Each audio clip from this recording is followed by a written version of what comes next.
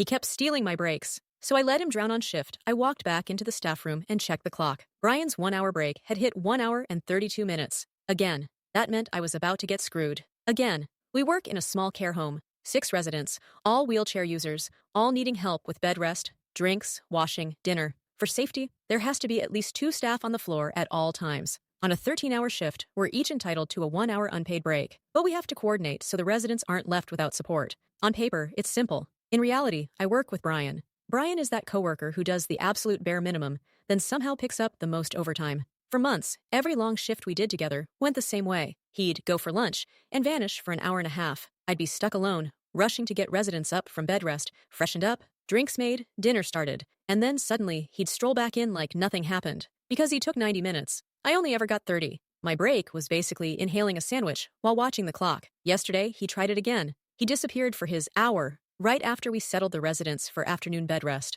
I did the usual, checked on everyone, prepped the kitchen, set up meds, while waiting for him to come back so I could finally sit down. 1 hour passed. No Brian. 1 hour 15. Still no Brian. At 1 hour 30, he finally sauntered in, smelling like he'd been out for a smoke and a chat. Instead of saying anything to him, I walked straight to the manager. "I'm going on my break," I said. My manager looked at the clock. "There's only 20 minutes before wake-up time. When will you be back? And who's doing dinner? You usually cook." I smiled. "I'll be back in an hour. Brian's on the floor. He's got it." And I left, and I sat in the staff room, actually relaxed for once, sipping my drink while picturing what was happening outside. 6 residents needing help at the same time. Everyone waking up, needing fresh clothes, drinks, meds, and dinner cooking. And only Brian there to do it. When I came back exactly an hour later, the scene was beautiful. Brian was red-faced, sweating, panicking over half-prepped food, residents calling his name, and he looked like he was about to cry. He'd finally had to do both our jobs for that solid hour. Exactly what he'd been forcing on me for weeks. I just washed my hands, took over calmly, and said,